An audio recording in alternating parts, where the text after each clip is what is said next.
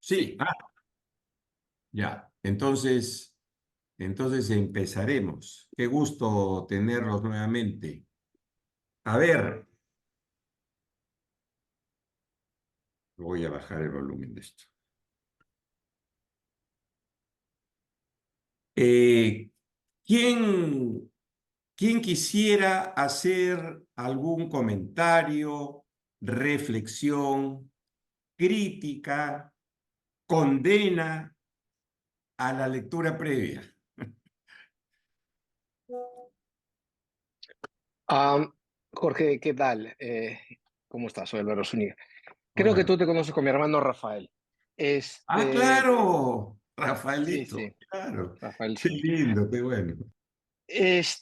Bueno, muy contento y yo sí tengo una reflexión que me resonó, no, o sea, me hizo cierta disonancia cognitiva. A ver, yo soy entrepreneur y he descubierto en el hacer empresas una poderosa forma de ser un conector de bien común a la sociedad. Hasta ahí todo perfecto. Y tú mencionabas en uno de tus artículos en el comercio que la utilidad no es el fin en sí mismo, sino que en todo caso es un medio para un fin superior. Y ahí yo he tenido una disonancia porque bajo ese criterio y siendo ¿cómo te puedo decir? Sobresimplificando la realidad, en todo caso estaríamos hablando de una ONG.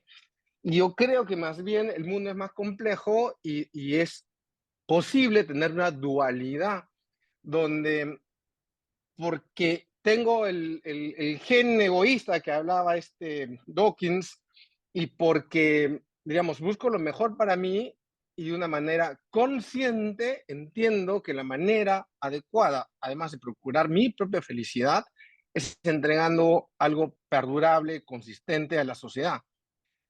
Y desde ahí busco el mejor retorno en tanto en cuanto procure el mayor bien a la sociedad. Entonces, yo sé que es complejo, pero de repente, a veces en la complejidad están las respuestas. Quizás entramos en un campo medio filosófico, pero decir, o sea, yo entiendo, y es políticamente correcto y podría estar muy de moda, lo que quiero, pero creo que decir que no es como muy extremo, decir de que no, a mi juicio, como muy extremo decir que no es un fin en sí mismo. Estás muteado. Gracias, Álvaro. ¿Quién ha estado hablando? Álvaro, ¿con qué sombrero? Tengo que ser muy, muy claro. Creo que es Álvaro con un sombrero brutalmente honesto y reflexivo. Ya, ya, pero ¿qué? ¿Tú estás casado? Sí, claro, ¿Tienes claro, hijos? tengo. Sí, de hecho, por eso me mudé, no estoy en Perú y me mudé por ellos. ¿Quién Estoy está acá hablando? con mis ¿El hijos. padre? ¿El esposo? ¿Eres ingeniero? Soy ingeniero industrial. ¿El ingeniero? ¿El empresario? ¿Quién está hablando? Ay, qué difícil. El empresario. El empresario. Muy bien. Ya. ¿Qué pasaría? Y yo no te voy a contestar, porque voy a abrir eh, la reflexión a nuestros compañeros. ¿Qué pasaría si el médico, un médico al que acudimos porque tenemos un problema serio, nos dice exactamente eso? ¿No? Este, Difícil, me hace otra vez otra disonancia horrorosa un médico, pero del dueño de la clínica ahí sí no me gusta, pero lo entiendo. Detestablemente entendible por el dueño de la ya, clínica. ya. Claro, no, es que es bien interesante porque es casi inconsciente o es tan natural o es tan inherente que la actividad empresarial esté tan asociada a eso y cuando en ese artículo que tú has leído y en otros que han publicado muchas personas o en los libros de capitalismo consciente, uno haga esa distinción. Parece contraintuitivo a la naturaleza de ser de una empresa. Parece. Por eso solamente te he preguntado, ¿qué pasaría si el médico que nos va a operar nos está diciendo una cosa así? Ya, ok. No voy a entrar en más detalles porque Mirta nos quiere dar su punto de vista. No, yo creo que, y yo vengo del mundo corporativo y ahora estoy trabajando en el sector público, pero sí estoy convencida de que una cosa no contrapone lo otro. O sea, definitivamente tenemos que trabajar pues para rendir, tener una utilidad, porque si no, no podrías continuar, pero eso no quita que hoy lo que habla en los artículos muy clarísimos sobre el propósito, ese propósito pues tiene que ser de otra magnitud para que podamos un poco ayudar a todos en la sociedad. Estamos hablando a tus colaboradores, a tus proveedores, a los clientes, a todos los stakeholders que comentamos. Y haciendo esto es que realmente vas a ser como una cadena, ¿no? De beneficio. Y esto yo soy de parte de economía, es como un ciclo, ¿no? Económico en que de alguna manera todos se van beneficiando. Entonces, eso no quiere decir que tú en tu empresa, en tu emprendimiento, apuntes pues a tener una utilidad. Tienes que tenerla para poder continuar, ¿sí? No, imagínate. Entonces, cuando tú dices, no es, te habla efectivamente, yo entendía que se refiere a que no es solo el fin ese tema, es un medio para conseguir un propósito mejor. Yo lo entendía de esa manera, ¿no? Ya, gracias Mirta. Mirta nos ha hecho un soft landing, pero todavía no hemos landed. ¿Quién quiere hacer algún otro comentario? Porque este tema que nos trae Álvaro no es sutil. De hecho, es absolutamente clave. Mirta nos ha dicho, no hay contraposición. Son ambos, no tienen por qué ser excluyentes. O sea, estamos aterrizando, pero ¿algún comentario más? A ver, Diego. Jorge, o sea, más que comentario para resolver el enigma dentro del misterio, quería dar mi punto de vista, ¿no? Yo creo que las compañías, detrás de las compañías hay personas al final del día, ¿no? Y creo finalmente que las personas lo que queremos hacer es dejar un mundo mejor al que llegamos. No únicamente para la sociedad, sino también para el medio ambiente o para nuestros hijos, finalmente los que tenemos hijos, ¿no? Y basado en ese, o sea, basado en ese contexto, yo creo que los que tenemos la posibilidad de hacer las cosas de manera mucho más sostenible o con un impacto en el proceso, además de generar resultados, porque el dueño de una compañía o el CEO de una compañía finalmente está sentado ahí para generar plata para los accionistas. Es el fin de una compañía, ¿no? Como, digamos, el sombrero de Álvaro, con ciertos matices o no, o cambiando de color o lo que fuera. Pero al final del día, si tienes la potestad de poder hacer eso, pero además hacerlo de manera correcta, impactando positivamente en todos los stakeholders, pensando en, oye, cómo yo hago algo de manera sostenible, ya sea, por ejemplo, si yo hago, no sé, chompas de alpaca, ¿no? Pienso cómo genero impacto en toda la cadena, desde el productor, desde el animalito, desde el medio ambiente, lo que fuera. Entonces, yo creo que en esa relación, en ese proceso, hay parte también de fuerza o de injerencia o de impacto, ¿no? Yo tengo un dicho que es bien cortito, que es la cuarta revolución industrial, que es lo que estamos viendo hoy día, impacta o abraza el propósito, cultura, sostenibilidad y diversidad. Y creo que estos puntos, o lo que hemos conversado, está conectado con eso, ¿no? Sobre el propósito, que es esa razón emocional por la cual la compañía existe, por la cual la compañía, digamos, conecta, o es la razón con la cual es el hilo conductor emocional por el cual la compañía conecta con sus colaboradores, sus clientes y en general con todos los stakeholders, ¿no? Propósito. Lo segundo es cultura, que vemos la cultura. Tercero es liderazgo, que me parece espectacular. Y lo que no había conectado era los stakeholders, que ahora lo veo de manera por default, ¿no? Pero al final del día creo que hay un detrás, ¿no? Si puedes hacer el bien y puedes conectar y además generar resultados, me parece que está bien, ¿no? Ya. Si Álvaro estaba a 30.000 pies de altura y Mirta se fue a 15.000 pies de altura, Diego, ¿a cuánto está? ¿Menos de 15 o más de 15? ¿Ah? ¿Qué piensan? De repente los enredé ahí a todos. No, no, ha sido ¿Ah, súper no? claro. Solamente quiero ver Ya. si seguimos aterrizando o de repente hemos levantado un poquito vuelo. ¿Qué piensa el grupo? Ok, no hay problema. No hay respuestas ahora, pero este es un tema que probablemente al final, no sé si de la primera o la segunda hora, vamos a tener, eh, creo que vamos a estar todos en la misma página. Gracias, Álvaro, por traer el punto a colación. ¿Qué más? ¿Qué otra cosa les ha parecido o quisieran comentar sobre las lecturas que pasamos durante el fin de semana y la última fue hoy día? A mí en general, o sea, a mí en general, que algo que se repite en algunos artículos y en la introducción, en el prólogo del libro que nos han compartido, es sobre el problema del cómo se ha como distorsionado el concepto de capitalismo, ¿no?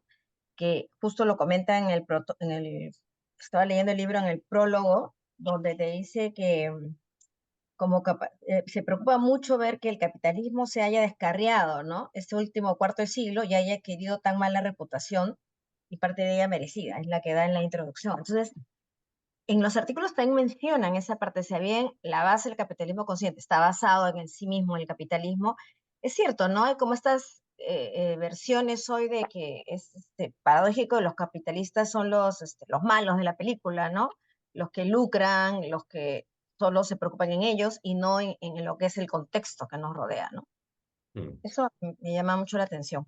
Sí, sí, tienes razón. Hace poco Ceci y yo, creo que también estuvo Lorena, estuvimos en una conversación y una persona nos dice, pero ¿se van a presentar con ese nombre?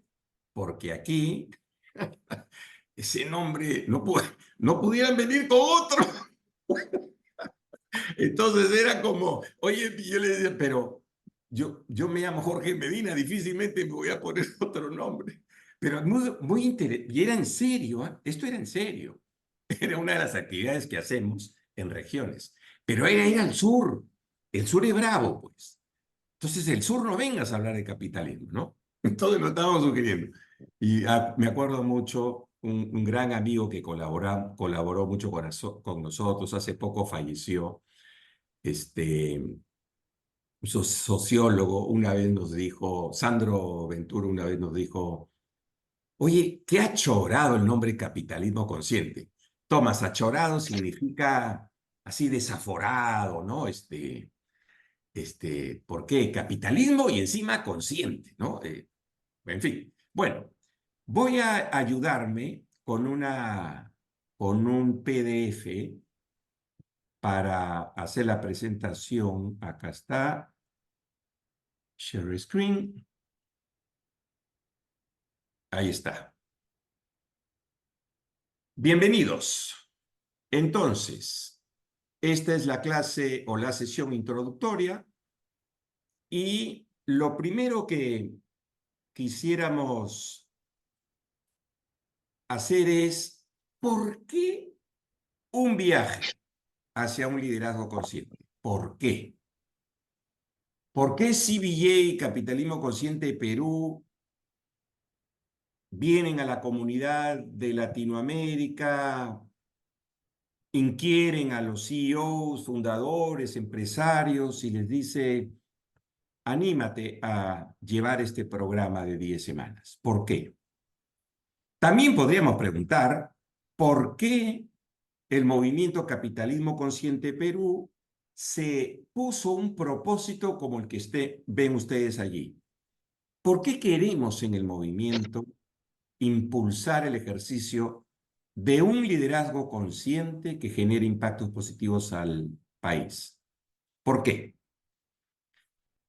Hablemos primero del sistema capitalista, de la libre empresa en general, y luego vamos a ir viendo cómo hace sentido un programa como el que nos convoca hoy cómo hace mucho sentido que un movimiento de empresarios en su condición de ciudadanos haya decidido llevar adelante para articular una comunidad de líderes. ¿Ya? Eso va a ir, y también vamos a ver este planteamiento del propósito y de la aparente disonancia entre propósito y rentabilidad. Sistema capitalista de la libre empresa. Empieza a tomar mucha fuerza a partir de la segunda mitad del siglo XVIII, cuando se produce la revolución industrial y el ser humano comienza un crecimiento vertiginoso en muchos aspectos de su vida, porque el intercambio voluntario de bienes y servicios, la generación de actividad económica y el crecimiento produjo muchas cosas. Fíjense, antes de la revolución industrial, hasta antes de la revolución industrial, el ser humano por miles de años vivía alrededor de 30 años. Miles de años. Era casi una constante. Un poquito menos en algunas regiones, un poquito más en otras, pero el promedio era alrededor de 30 años. En muy poco tiempo, muy poquísimo tiempo, digamos, la expectativa de vida de la gente en el mundo sube en forma considerable. Fíjense ustedes ahí al comienzo, o por ahí, por 1870, 1880, no sé si se ve mi cursor, pero estoy tratando de mostrar aquí. Miren cómo comienza a despegar. Claro, en África se demora un poquito más, ¿no? En algunas regiones, pero en otras, fíjense este crecimiento vertiginoso en tan poquito tiempo. La expectativa de vida incrementó en forma notable. Y cuando uno se pone a pensar, además de esto, ¿qué otras cosas más ha generado digamos, este desarrollo vertiginoso de la libre empresa? Uno se encuentra con, por ejemplo, pobreza. Antes de que esto empiece a tomar fuerza, el mundo era muy democrático. La gran mayoría, más del 90%, eran pobres. Solo muy pocos tenían unas condiciones económicas que distaban mucho de la gran mayoría de habitantes en el planeta. En términos de conocimientos, en términos de alfabetismo, menos del 10% sabía leer, escribir y sumar. La gran mayoría era analfabeta. Igual que ocurre con el crecimiento en la expectativa de vida, ocurrió también con esto. El PBI per cápita era alrededor de $500, entre 400 y $500 por año, por persona en el mundo. ¿En qué época, Jorge? Perdón, 12,000, que me perdí. ¿En qué época? ¿En qué año? Antes de la revolución industrial, Ya, ok. el PBI por cabeza en el mundo era alrededor de 400 o $500. En 2 siglos, eso es $12,600. Es decir, el sistema capitalista de la libre empresa ha traído mucho bienestar, mucho progreso, ha acortado tiempos, ha acortado distancias. Hoy día hacemos transacciones al minuto. Solamente una cosa que, miren, por ejemplo, no hay día en que algún habitante del planeta se pase sin ver Google o investigar algo en Google o en algún buscador. O en el Perú, difícilmente no yapeamos, por lo menos una vez a la semana, o no recurrimos a una serie de avances, ¿no es cierto? La inteligencia artificial es algo que todavía ni siquiera hemos podido ver los alcances que va a tener. Obviamente representa riesgos, pero muchas oportunidades. Entonces, el sistema capitalista es el mejor sistema, el mejor vehículo que pudo haber creado el ser humano para su desarrollo y progreso. ¿Y por qué? Y acá entramos un poquito a lo que decía Álvaro, al punto que nos traía Álvaro. Porque las empresas, los emprendimientos, las actividades económicas existen por una sola razón: satisfacer necesidades humanas a través de los bienes y servicios que brindan en forma rentable y sin generar externalidades negativas. Esto que estamos leyendo es la esencia del sistema capitalista de la libre empresa. Es la esencia de lo que es ser una empresa consciente. Y esa es la virtud que tuvo el ser humano al crear este sistema. Y uno se pregunta, ¿y entonces por qué tanto rechazo?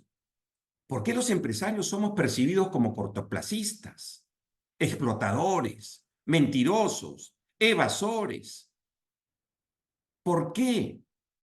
¿Por qué es que nos ven como corruptos, cortoplacistas, como desafectos? ¿Qué pasó? ¿Por qué el capitalismo está en la mira de la gente? Cada crisis, los capitalistas somos los causantes.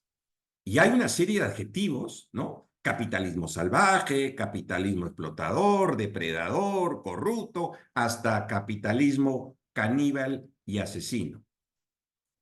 ¿Por qué el mundo nos ve así? ¿Qué ha pasado?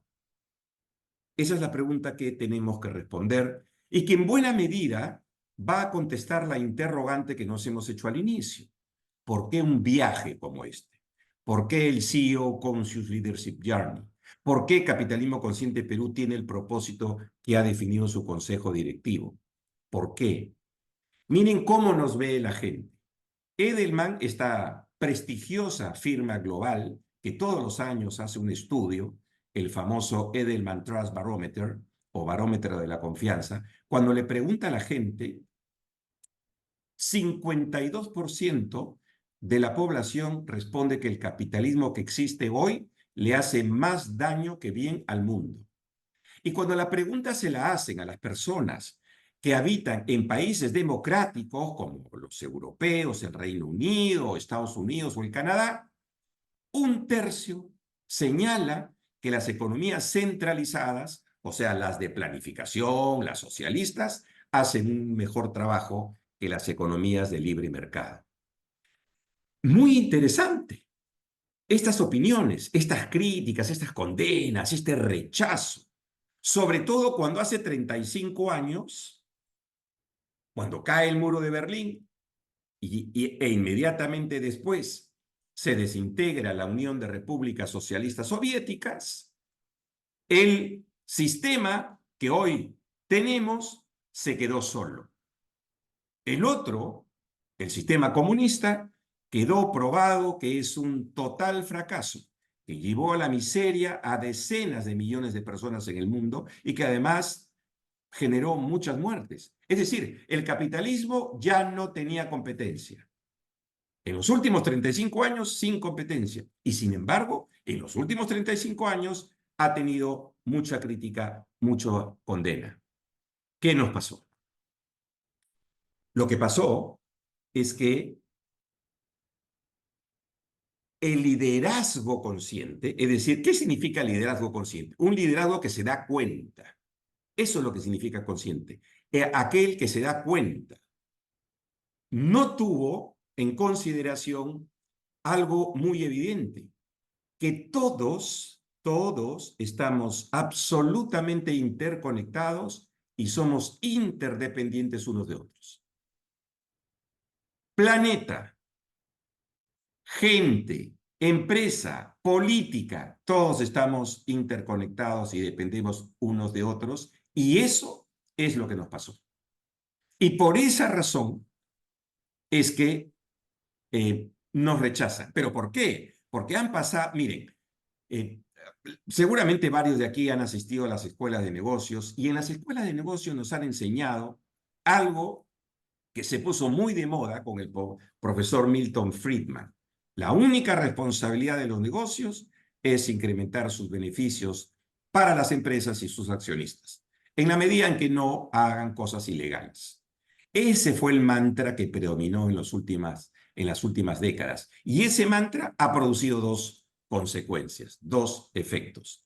Por un lado, lo que ha generado es una visión de corto plazo y por otro lado, la primacía de los dueños. No que no tengan importancia, no que deberían ser, porque son los que invierten y ponen su capital en riesgo, pero no a costa del detrimento de los demás stakeholders o partícipes en un ecosistema. Y vaya que eso ha pasado. Me adelanto quizás. Doy un ejemplo que siempre a uno de nuestros cofundadores le gusta mucho poner sobre la mesa. ¿Cómo puedes pagarle a tu proveedor a los 180 días o 150 o 120 días? Máxime si es una pequeña o mediana empresa. Eso no es ser un capitalista consciente. Eso es poner en primer lugar a los accionistas y olvidarte de los otros. O como nos decía una vez en un directorio, una persona, no se podían subir los precios por un tema de mercado, y entonces habían restricciones de caja, y lo primero que dijeron fue, bueno, aumentemos el plazo de pago a los proveedores o no hagamos el aumento que tenemos planificado a la gente. O sea, hay una primacía. Tenemos que reconocer que eso existe. Y esa visión de corto plazo, recuerdo mucho cuando enseñaba en algunos programas de posgrado en la universidad, hacíamos este ejercicio. Le poníamos, porque eran profesionales, ya gente que trabajaba en esta educación superior, de MBAs, etcétera, y les ponía un ejercicio que era el siguiente. En 5 minutos se hacía este problema, o 10 en discusiones, ¿no? Grupos de discusiones. A ver, cambiamos el año fiscal. Ya no son 12 meses, ahora son 60 meses. Es decir, los informes oficiales financieros son cada 60 meses, cada 5 años. Pregunta, ¿más o menos contaminación ambiental? ¿Más o menos descontento en los trabajadores? En todos los ejercicios que hicimos no hubo un solo caso en donde dijeran que habría más contaminación o más descontento de los trabajadores. ¿Por qué? Por el tema de la visión de corto plazo. Ahora ni siquiera es anual, ahora es trimestral. En cada reporte de utilidades, lo que se llama el earning season, en el mercado de acciones, de las bolsas, ahora es cada trimestre. Y ahí tengo una anécdota para contarles más adelante de un CEO que reportó cuando era un earnings season y les contaré lo que dijo. Bueno, todo este tema del cortoplacismo, de la primacía del accionista, nos ha llevado a una situación. Cualquier empresa en la que ustedes piensen, cualquiera, ahí hay algunos ejemplos. Todas de estas empresas satisfacen necesidades humanas. Y la manera en cómo se fondean, además del capital inicial, es la reinversión de sus utilidades para seguir generando bienes y servicios que satisfagan necesidades ambientales, sociales, humanas, etc. ¿No es cierto? Bueno, miren esta data pública. En un periodo de 10 años, de cada $100 en estas empresas públicas, tan solo 9 se usaron para seguir generando bienes y servicios que satisfagan necesidades humanas. Y 91%, $91 de cada 100 para comprar acciones, recomprar acciones y pagar dividendos. No que esté mal, no que sea ilegal, no que sea condenable, simplemente es un indicativo de la primacía del accionista. Otro dato público también, ya no 10 años, 35 años, data pública. El incremento de las remuneraciones a la clase trabajadora en términos constantes en estos 35 años fue 10%. el incremento al C-suite level o cúspide de la pirámide corporativa, casi 100 veces más, 937%. Otro dato más. La contaminación producida por la actividad industrial mata 9 millones de personas cada año. Uno podría decir casualty, efecto colateral. Queremos progreso, tendremos que pagar algunos costos. Y además 9 millones en los 8.000 millones de gente que somos en el mundo, tampoco hagas tanto escándalo. Pero no es tan así.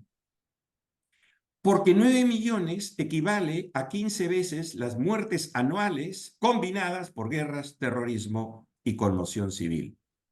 Y eso es algo que genera la contaminación ambiental producida por la actividad industrial. Y tampoco podemos ignorar el bajísimo nivel de conciencia con el que han actuado muchos líderes empresariales y empresas que han generado miseria, pobreza, destrucción de valor, pérdida de planes de pensiones, contaminación, etcétera, etcétera. Esa es la razón por la cual un sistema que ha probado ser el mejor que pudo haber ideado el ser humano para su evolución, desarrollo, progreso, para su felicidad, está bajo un ataque constante hoy en día. Y es por eso que líderes globales que todos admiramos y respetamos comienzan a levantar la voz y comienzan a hacer declaraciones, como este extraordinario líder indio, Satya Nadella, CEO de Microsoft, que ha dicho, miren, esto lo dijo hace 3 o 4 años quizás antes de la pandemia que empezó en el 2020. Tenemos que reconocer cuál es el propósito social central de una corporación. Eso es lo que dijo Nadella. No hablaba de responsabilidad social empresarial. Nadella no hablaba de hacer actos de filantropía. Nadella hablaba de los negocios puros y duros, pero propósito. ¿Para qué existimos? Y le pone el adjetivo social. Ahora veremos por qué. Y decía que estamos en medio de esta pandemia. No se refería al COVID-19, se refería a la contaminación ambiental, que era justo que el sistema esté sostenido o sometido a un referéndum. O Mark Benioff, este billonario empresario, fundador de esta empresa de CRM, Salesforce, que en el World Economic Forum sostuvo que el capitalismo, tal como lo conocemos hoy, está muerto, que necesitamos un sistema capitalista más inclusivo, más predecible, más justo, más sostenible, más resiliente, un sistema que sea más querido. ¿Por qué? Por el cortoplacismo y la primacía del accionista. Peter Georgescu, un inmigrante de Europa Oriental que se muda a los Estados Unidos y llega a ser presidente de esta empresa Young & Rubicam, y la saca a la bolsa. Él hizo un estudio por varios años y esos estudios dieron lugar a un libro que él publica cuyo solo título es un llamado a la acción.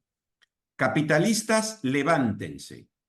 Terminen con la inequidad económica, hagan crecer la clase media, curen a la nación. Georgescu dice en su libro, con data, que el cortoplacismo y la primacía del accionista está haciendo que el capitalismo se suicide y nos advierte que tenemos que salvar al sistema capitalista de los capitalistas. Lo estoy citando literalmente. Y entonces una serie de líderes empresariales como los que ven ustedes allí comienzan a advertirnos que antes de que sea tarde hay que hacer algunos cambios. Pero no solamente son los líderes empresariales, hasta el Papa Francisco. Claro, algunos dicen que el Papa es caviar, ¿no es cierto? Que no es inusual, pero es un líder espiritual y es un ejemplo, porque hay más líderes espirituales que dicen lo mismo y que reclaman un sistema que sea más humano. Ahora la pregunta es, ¿cómo lo resolvemos? ¿Qué hacemos? quizás Klaus Schwab, el fundador y presidente del World Economic Forum, nos da la respuesta. Miren lo que nos dice.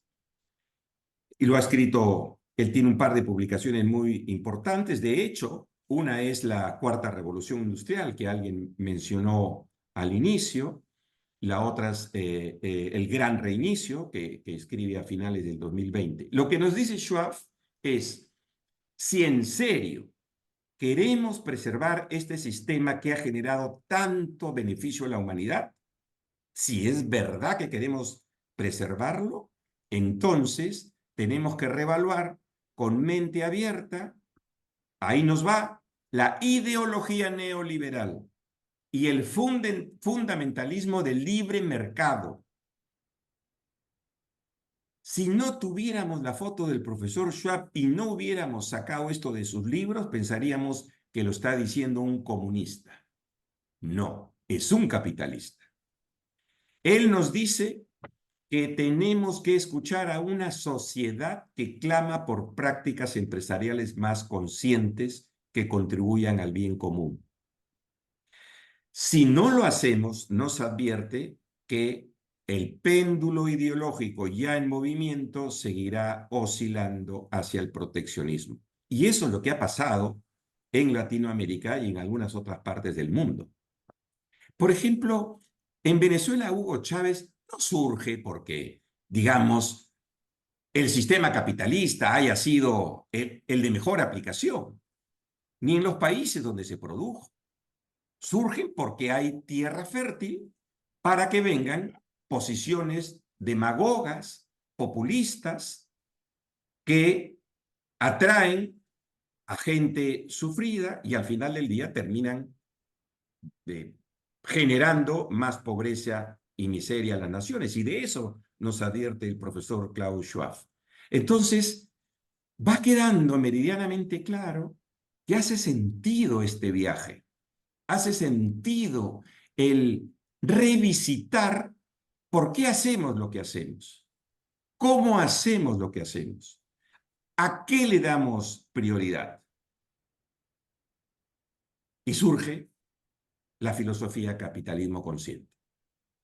Esto lo van a ver ustedes durante todo el programa, de manera que acá un simple, ¿cómo se dice? Una simple pincelada, lo mismo que han sido las lecturas previas, con la esperanza de que nuestras empresas lleguen a ser empresas conscientes, es decir, empresas que se den cuenta de que para qué existen. Y descansa esta filosofía en 4 piedras angulares. Propósito superior, que básicamente consiste o resulta de responder a una sola pregunta. ¿Para qué existe mi empresa? ¿Para qué? Tiene que ver con lo que nos decía Álvaro. ¿Para qué existe? ¿Es para resolver alguna necesidad? ¿O es solamente para ganar dinero? Si respondemos son ambas cosas, creo que nos autoengañamos. Porque, ojo, la rentabilidad resulta de una simple resta o sustracción. Primera línea del estado de ganancias y pérdidas, ventas, ingresos. Las líneas de más abajo, costos y gastos, restas y te da la utilidad, punto. Entonces, si ese es nuestro mantra, tratemos de tener los mayores ingresos posibles, quizás con publicidad engañosa, no estoy diciendo nada que no sea cierto, quizás con un delivery de productos o servicios que no son exactamente lo que prometemos, quizás disminuyendo costos y gastos, no solamente grasa, quizás músculo también, y vamos a ser lo más rentables posibles. La pregunta ¿es sostenible? En cambio, si es que visitamos la razón de ser, ¿para qué nos creamos? ¿Qué nos llevó a hacer esta empresa? Allí vamos a articular nuestros modelos de negocios y estrategias empresariales alrededor de la razón de para qué nacimos. Tan importante es que Larry Fink, el señor que ven ustedes allí, el fundador y presidente de la administradora de fondos más importantes del mundo, para que tengan una idea de la cantidad de activos que administra BlackRock, equivale a 45 veces el PBI del Perú. Esa es la cantidad que administra. Grandes empresas. BlackRock es una empresa que recibe dinero de sus clientes y los invierte en empresas. Bueno, Fink les dice a los líderes de las empresas dónde invierte el dinero de sus clientes, le dice, sin un sentido del propósito, no van a alcanzar su potencial, van a sacrificar su futuro, no van a ser sostenibles porque están viendo el corto plazo. Y si sucumben a esas presiones, probablemente nosotros no vamos a invertir en sus empresas. Lo ha dicho claramente Fink en más de una ocasión. Déjenme darles un ejemplo de propósito. Unilever.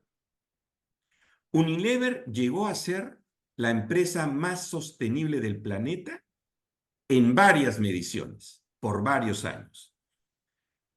Su anterior presidente, que es un contador, su anterior presidente, que fue, después de ser su contador, fue su CFO, luego fue su CEO, estuvo una década al mando, se propuso que Unilever tenga un propósito y todo gire alrededor de su propósito. Y su propósito es hacer de la vida sostenible un lugar común en el mundo.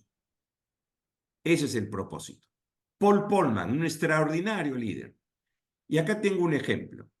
Unilever, que ya ustedes saben los productos que tiene, jabones, champúes, en fin, cosas de aseo, entre otras, se dio cuenta que la mortalidad infantil en el mundo era altísima, sobre todo en ciertos países, la India, por ejemplo, Bangladesh y otros más. Y entonces deciden honrar su propósito. Queremos hacer de la vida sostenible un lugar común en el mundo. Muy bien, vamos a fabricar Lifebuoy, un jabón que vendían a 3 centavos de dólar, en forma rentable. No había aquí filantropía. Y vamos a desarrollar un programa de enseñanza de cómo podemos evitar las muertes. En la primera incursión que hace Unilever en Tesgora, el pueblo indio con la mayor mortalidad infantil, que bordeaba el 40%, en ese primer año reducen la mortalidad infantil a menos de 5%. Hoy, Lifebuoy se vende en una veintena de países y está salvando de muertes prematuras a millones de niños y sigue siendo un negocio rentable. Los fundadores de Southwest Airlines se dieron cuenta que era carísimo viajar en avión, prohibitivo, y dijeron, esto no es muy democrático, esto es elitista. ¿Por qué no ideamos un modelo de negocios para hacer que la gente pueda viajar en avión? Y entonces crean esta empresa con este propósito, conectar a la gente con lo que es importante en sus vidas a través de viajes aéreos amigables, confiables y de bajo costo. ¿Qué hicieron? Un modelo de negocios.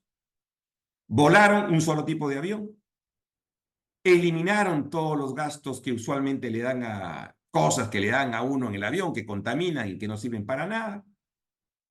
Volaron a aeropuertos secundarios, hicieron una serie de cosas y Southwest Airlines resultó ser la única línea aérea rentable. Todas las demás perdían. Salvo en el periodo de pandemia, Southwest siempre ganó dinero. Porque honró su propósito.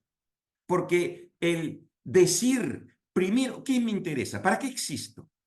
Mi propósito elevado, muy bien. Articulo todo lo demás. Mi modelo de negocios, mi estructura organizacional, mis estrategias, mis presupuestos, la forma como compenso a mi CEO y a mis principales ejecutivos.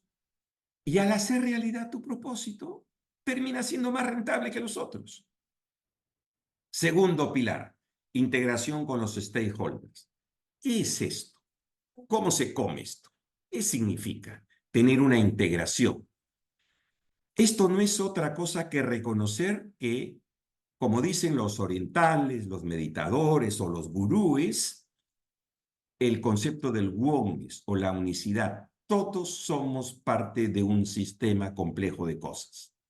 Yo no puedo estar bien si tú no estás bien.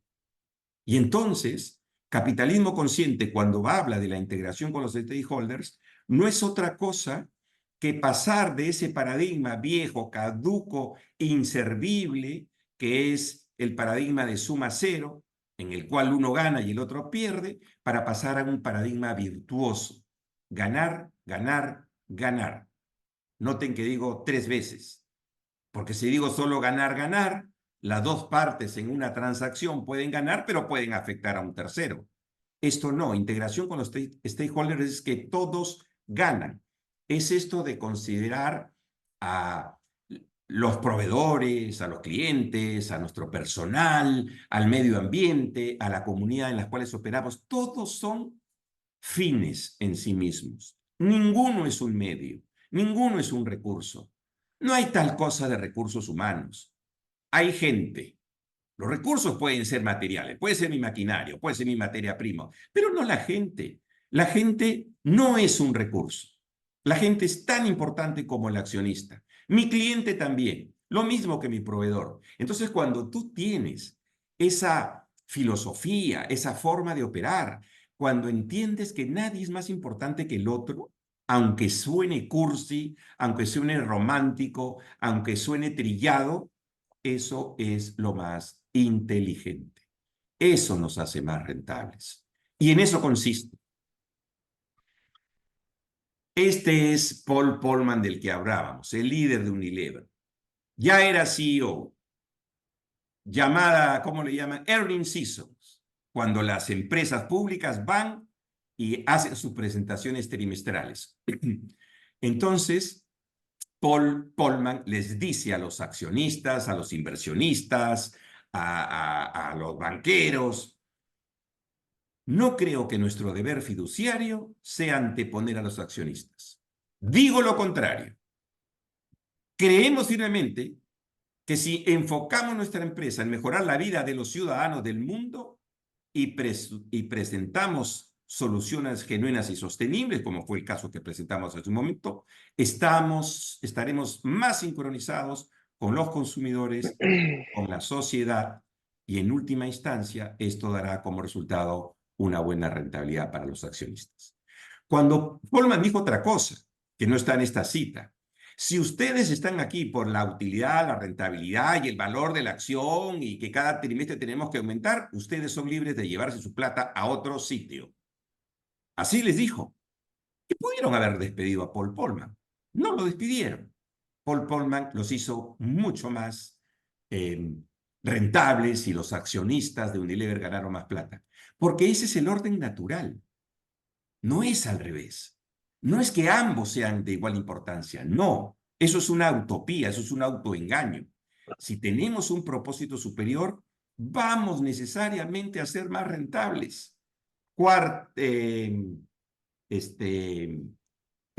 Tercer pilar, cultura consciente. ¿Qué es cultura? ¿Es importante para el CEO la cultura consciente? ¿O lo delegamos? Que lo vea recursos humanos. El gurú del management, el gurú de la estrategia, Peter Drucker, solía decir, la cultura se come a la estrategia en el desayuno.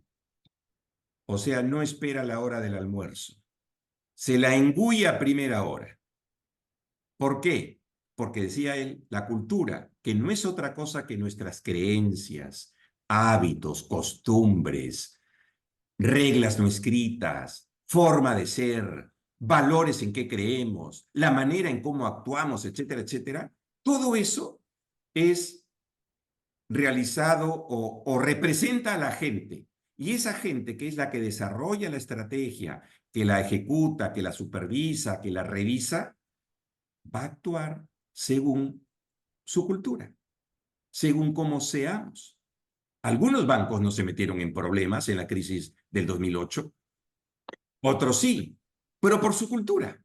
Dijeron acá, en este negocio yo no entro. Oye, pero es un gran negocio. No, no, yo no empaqueto papeles basura. Y menos juego a favor y en contra a la vez. No, no es mi cultura. Y no tuvieron problemas. Los demás sí, porque era la cultura, era la forma de ser. Y así tenemos N ejemplos. Finalmente, liderazgo consciente. No es otra cosa que liderazgo de servicio. El liderazgo consciente consiste en servir. El líder es un sirviente. Eso es lo que es un líder. Sirve. Un líder sabe que no conoce todo, que no lo puede todo. Un líder consciente no tiene ningún problema en mostrarse vulnerable. No tiene ningún problema en ser enseñado. En oposición a la generalidad de los, comillas, líderes, que más que líderes son jefes, lo saben todo, el aprendizaje es para los perdedores, no, a mí no me vengas con feedback, déjate de 4 cosas, acá hay que ganar dinero, olvídate, ¿no? Eso. Y un líder consciente es aquella persona que ha entendido que su rol es llevar a su organización a etapas superiores alrededor de su propósito. Un líder consciente ha logrado aglutinar a su gente, a sus clientes, a sus comunidades alrededor del propósito. Ha puesto al ser humano en el centro mismo de sus estrategias empresariales, de su modelo de negocios.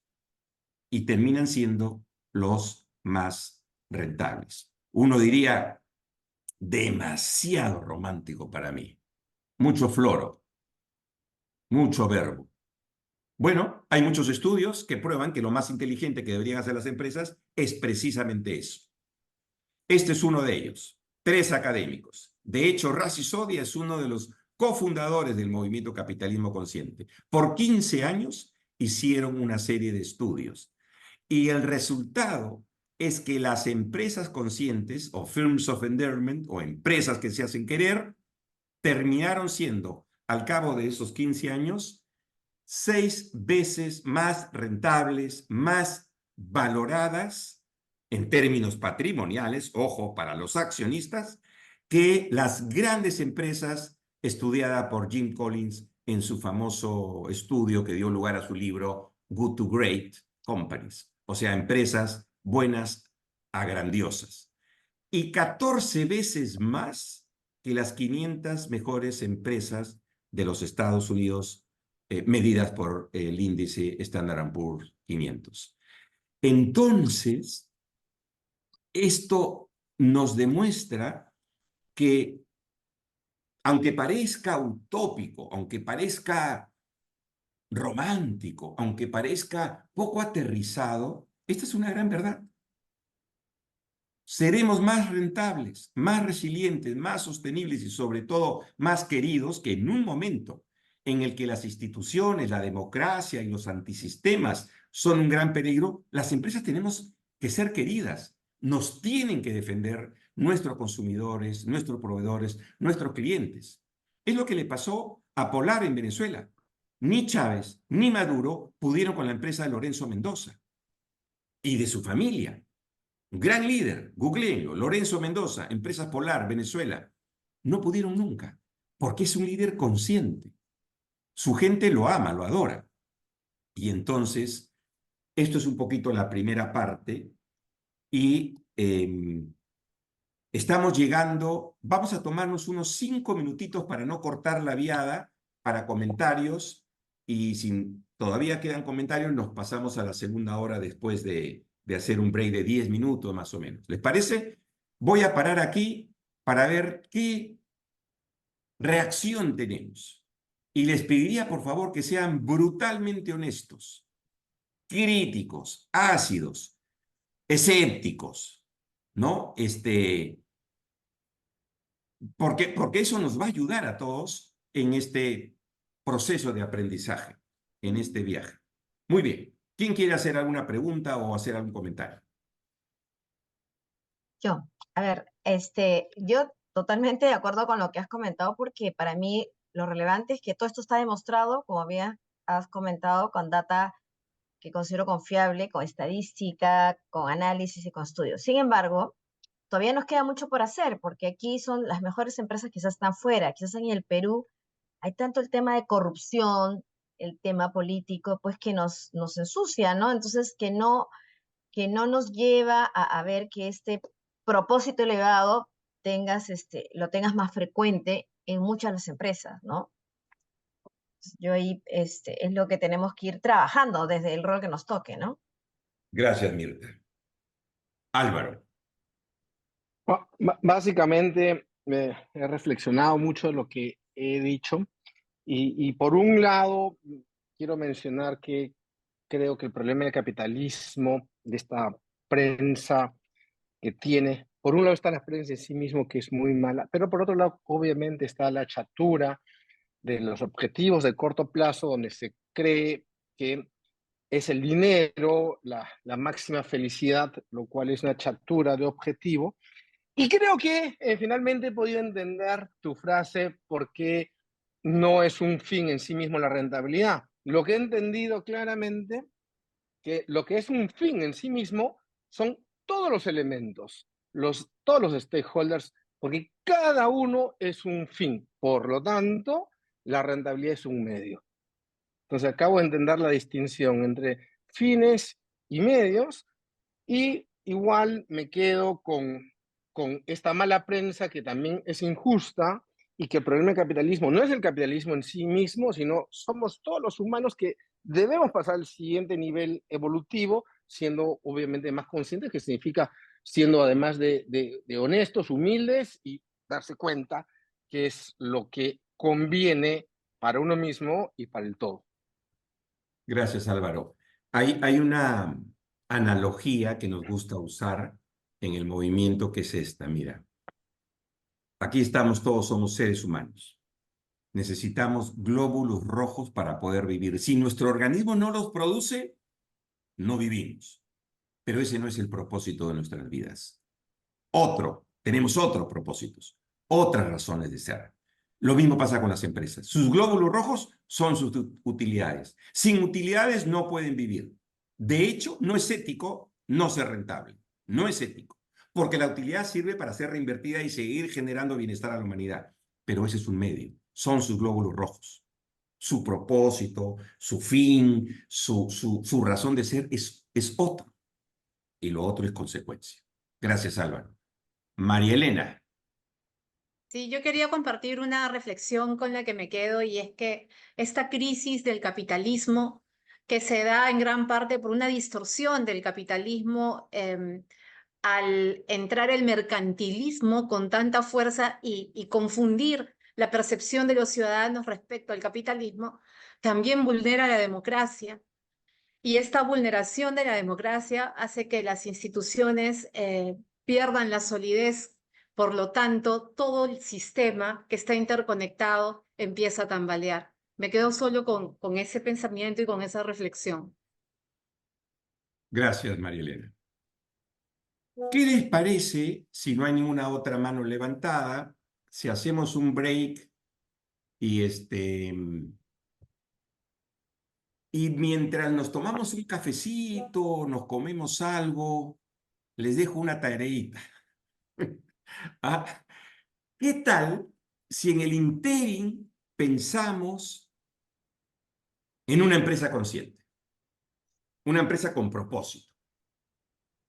Luego de este panorama, de esta así grosera mirada a 30.000 pies de altura, de lo que sería una empresa consciente, con propósito, con estos 4 pilares, etcétera, etcétera, si se nos viene algo a la mente y podemos decir, no tenemos que contar toda la empresa, pero decir, oye, a mí me parece que esta empresa tiene un propósito y que lo que está haciendo significa que está honrando esa promesa declarada en su propósito. O también podemos pensar o decir, ¿no? Tengo esta empresa que me parece que puro floro, ¿no? Greenwashing. Como se dice, overpromising, under delivering, ¿no? A ver, si quieren, ¿no? Voluntarios, si les parece para empezar. Empezamos 7:45, ¿no, profe? Así es, 10 minutos. Hay que hacerle caso a la autoridad. Nos vemos en 10 minutos. Listo. ¿Qué tal? ¿Cómo les fue en el break? ¿Alguien se anima a sugerir alguna empresa con las características que hemos conversado ahora?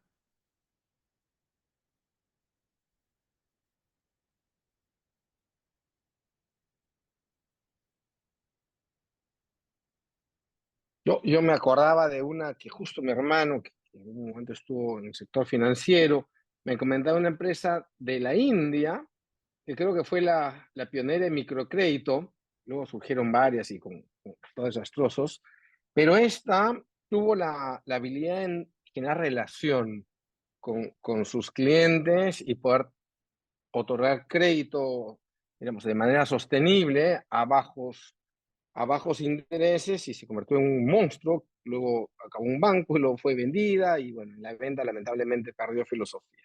Pero el tema es que en su momento fue una empresa ganar, ganar, ganar. Es la del Premio Nobel de la Paz, ¿no? ¿Cómo se llama Thomas, el indio que... eh, Yunus, Yunus. Mohamed Yunus. Mm. Ahora está en la cárcel. Anda, no te creo. Ah, no, no te puedo creer. ¿Qué pasó?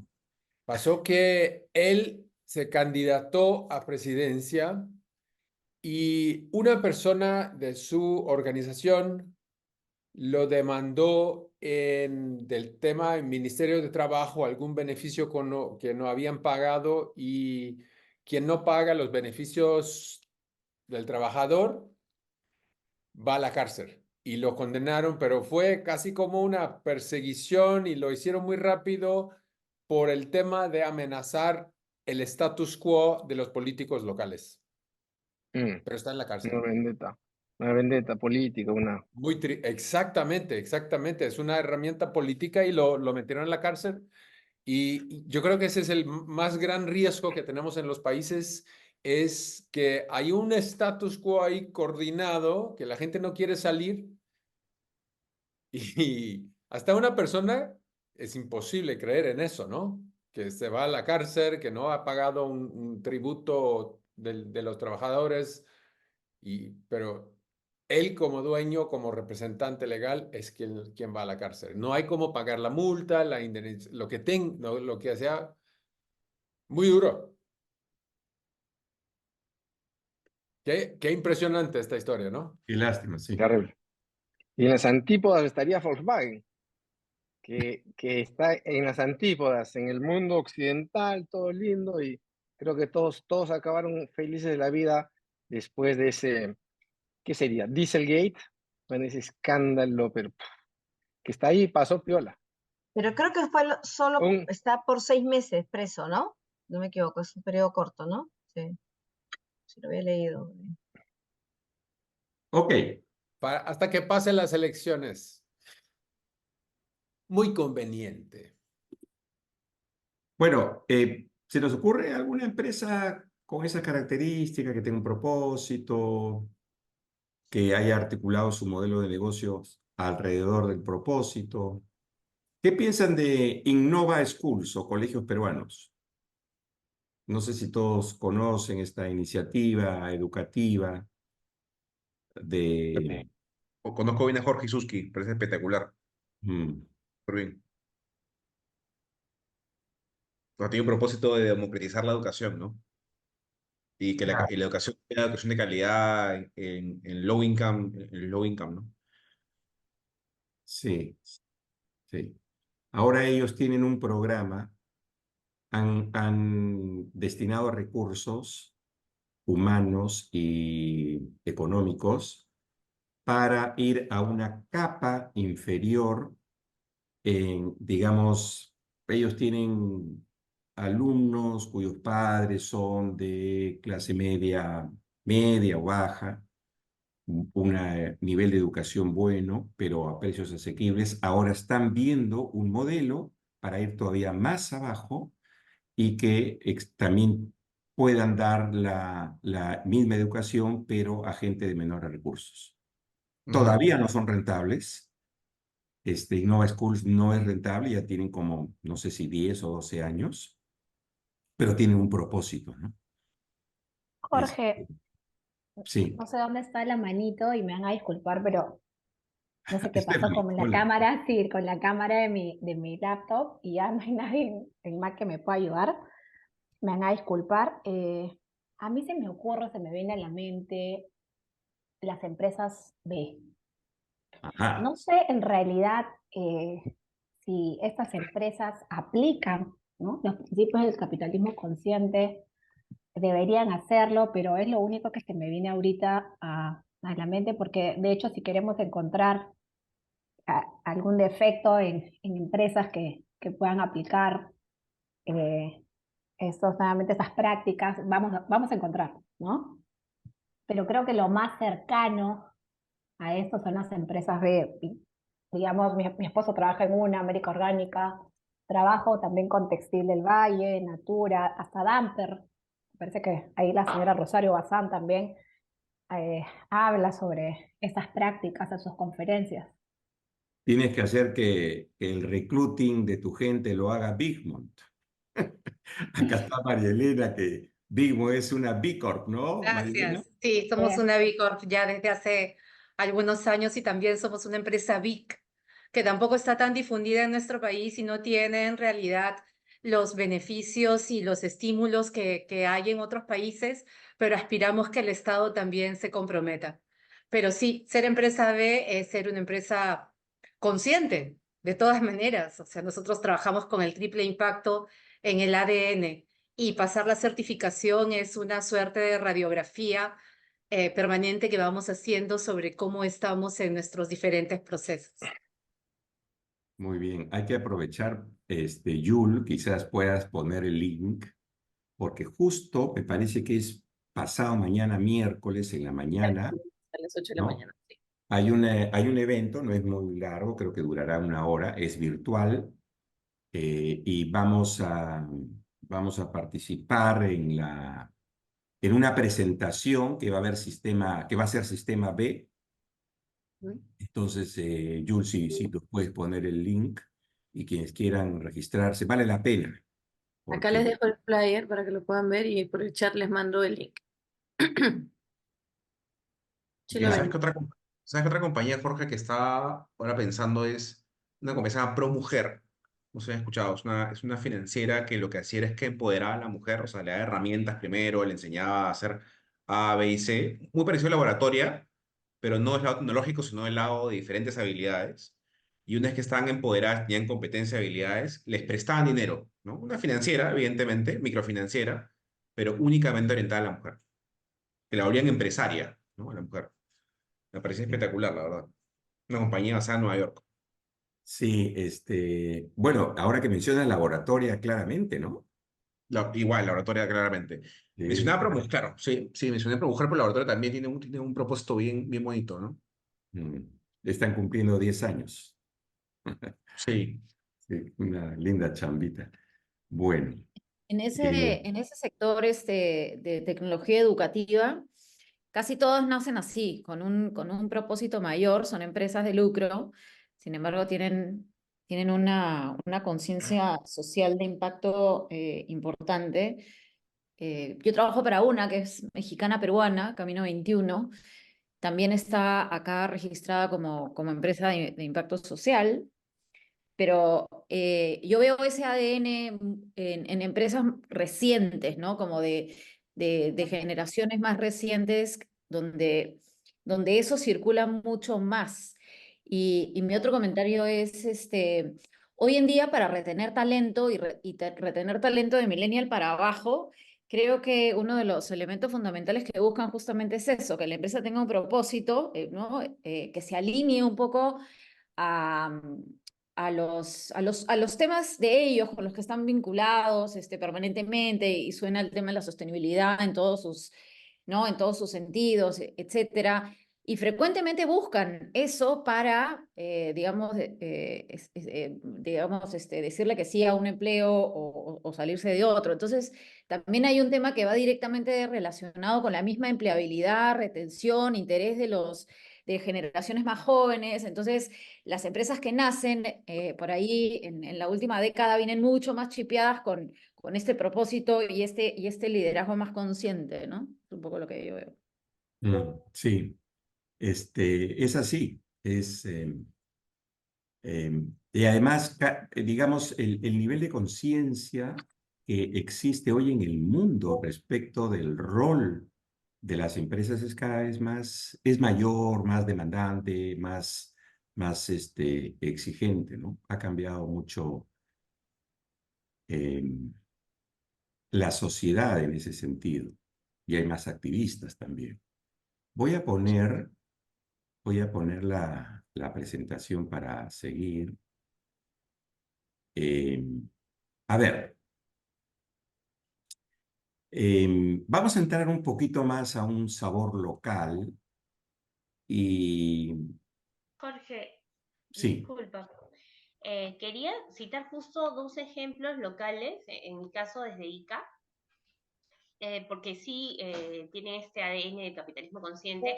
Uno desde hace muchos años ya, que es La Calera, el grupo La Calera, ¿no? Que es considerado uno de los mejores lugares para trabajar en el sur del país, ¿no? Por todo lo que viene haciendo. Y otra empresa que en Ica realmente está demostrando esto mucho es Vanguard Perú, que es también una claro, exportadora muy importante y que sí, ha sido tal la manera de trabajar y las sinergias que ha venido construyendo que incluso en los últimos paros que han tomado la carretera, ¿no? que justamente era en este sector de Villacurí, a la empresa Vanguard no la tocaban, la defendían porque justamente tienen mucho impacto positivo en sus entornos. Entonces eso demuestra lo que venían señalando de que una empresa que inmersa en esta cultura consciente realmente no solo genera rentabilidad, sino genera fidelización, lealtad, defensa de los entornos en que impactas, ¿no? Esas sí. dos empresas locales quería citar. Gracias, Juliana. Sí, bien importante. De hecho, Manuel Izaga, que lidera Vanguard, es miembro del alumni de Capitalismo Consciente. Y claro, La Calera también, ¿no? Vasco Macías, su esposa Micaela Rizopatrón es la gerente general de Perú Sostenible, ¿no? Que trabaja temas de ODS. Sí, en realidad no es que hay varias. Textil del Valle creo que se mencionó, que también el CEO de Textil del Valle es miembro del alumni de Capitalismo Consciente. Lo importante es cómo definimos las métricas, ¿no? Las nuevas métricas. Eso es clave, ¿no? Y, es un reto también, porque no es un cambio menor, porque al final del día, los líderes, el CEO, los principales ejecutivos de una empresa, bailan al compás de la música que dice su sistema de evaluación y compensación. Entonces, cuando tú metes el componente del propósito allí y métricas que van más allá de las tradicionales métricas de mercado, métricas financieras, entonces ya la aguja se empieza a mover, ¿no? Eso es un tema bien importante. Bueno, vamos a ver, ¿qué, eh, ¿qué piensan ustedes? ¿Quién me podría decir? A ver, voy a poner esto y luego lo saco, ¿ya? Porque, para vernos. ¿Qué características y ventajas tiene nuestro país? ¿Cómo es el Perú? ¿Cómo es el Perú? Lo que se nos ocurre. Una, dos palabras. Multiverso. Multiverso, muy bien. Informal, Amazónico. Amazónico, informal, mucha informalidad. mucha informalidad. Criollo. Criollo, ajá. Emprendedores. Emprendedor. ¿Qué más? ¿Cómo es el Perú? Cuna de civilización. Resiliente. Cuna de De civilización, que no es civilización. menor. A veces lo disminuimos, pero no es menor. Diversidad climática. Diversidad climática. Mariana, 84% de los climas del mundo están en nuestro territorio. ¡Qué maravilla!, ¿no? ¿Qué Ubicación más? privilegiada, ¿no? Porque tenemos una, o sea, geográficamente estamos en la costa, tenemos mar, tenemos sierra, tenemos selva, o sea, la ubicación geográfica también es privilegiada, ¿no? Salida a puertos. Claro, somos un hub. O sea, ¿no? Para las líneas, en todo este progreso, se acordarán hace 10, 15 años, Copa, la misma Latam, otra más que no me acuerdo, Lima, ¿no? Es un hub y somos un centro privilegiado con un acceso a Asia-Pacífico maravilloso. Tenemos, como se dijo, cultura milenaria, tenemos arte, tenemos danza, somos un país polimetálico. Nuestros vecinos del sur básicamente son monometálicos. Tenemos una selva maravillosa. Nosotros podríamos tener en el Perú 2 Big Pharmas. Tenemos toda la Y, fuente de energía. ¿perdón? Todas las fuentes de energía, renovable, no renovable, todo. Exactamente. O sea, ¿qué le falta al Perú? Empático. Ahora que estoy hace unos meses por acá la empatía no existe. Todos son un medio y no un fin en sí mismo. Así te sientes cuando estás en un servicio cualquiera. Entonces, a ver, ¿Suiza tiene mar? No, ¿no? Pero tiene la flota mercante, una de las flotas mercantes más importantes del mundo. El territorio japonés es todo, digamos, podemos desarrollar en el Japón, en todos los lugares. Tiene un gran porcentaje de su territorio agreste. Pero Japón es una fábrica flotante. O sea, nosotros no tenemos las cosas, los retos que tienen otros países, como los nórdicos, que tienen muy poca luz en el año y un clima complicado, pero son los países más avanzados y con mayor ingresos. Entonces el Perú es bendecido y encima su gente es gente chambera, buena, recursera, trabajadora, creativa. No será gente muy educada, no seremos los mejor nutridos, pero somos gente noble. Y como decía María Elena, tenemos una cultura milenaria. Entonces, somos un gran país. Nada más que ahora estamos transitando el camino que han transitado las naciones fallidas, ¿no? Ese es el Perú. Tiene maravillas. Somos un país maravilloso. Ustedes lo han dicho, todos estamos de acuerdo con eso, pero lo que ha fallado es el liderazgo, la manera de conducir los destinos. Eso es lo que ha fallado. Y cuando el liderazgo falla, da como consecuencia que la desconfianza sea la opción por defecto. Entonces la gente no cree en nada ni en nadie, porque falla la clase dirigente, falla el ejercicio del poder, poder social, poder político, poder económico. De hecho, Edelman, en el estudio que publica hace 2 o 3 meses, trata de este tema y tiene este hallazgo. En el mundo, 63% de la gente no confía en sus líderes, sus autoridades, sus gobernantes. 61 de cada 100 creen que los líderes de negocios los confundimos, los engañamos, le decimos cosas falsas y 64% los medios de comunicación. Esa es la situación. Hay un tema de desconfianza en el mundo.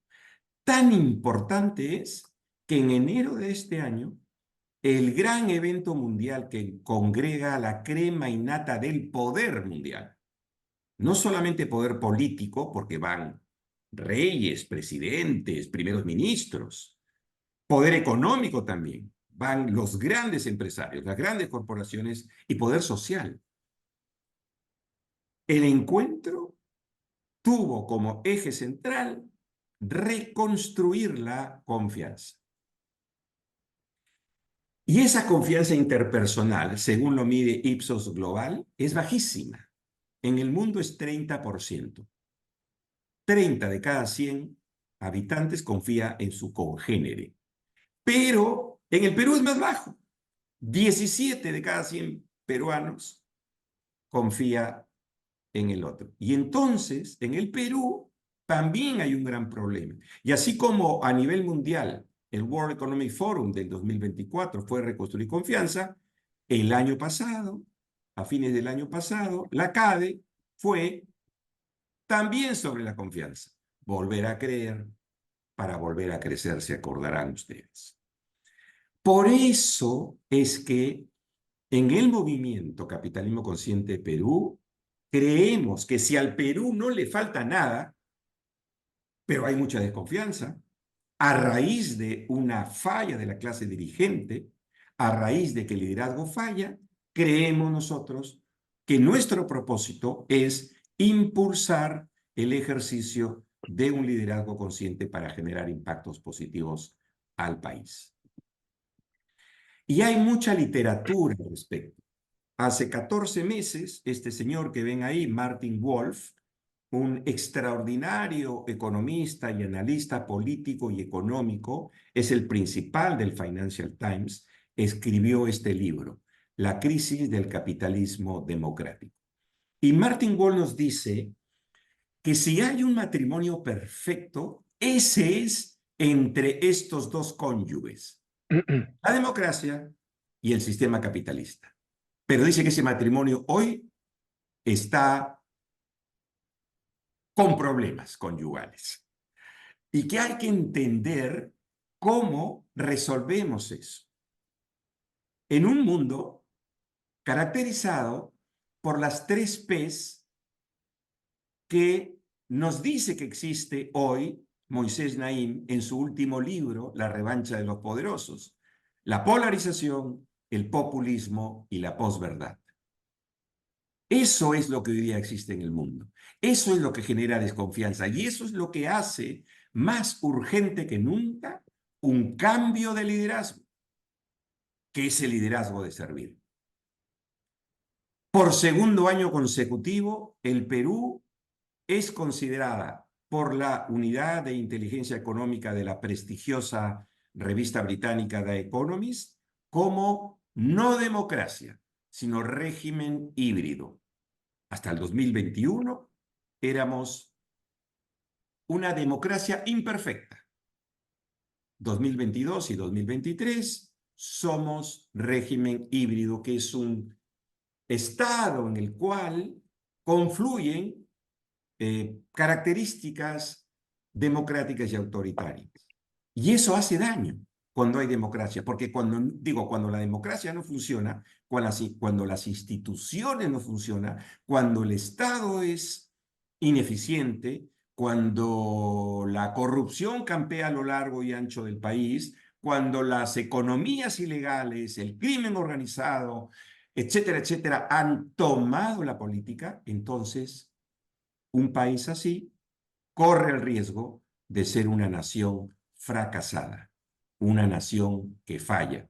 Y en su libro, ¿Por qué fracasan los países?, Daron Acemoglu y James Robinson, dice que es básicamente por la calidad de sus instituciones económicas y políticas, ambas.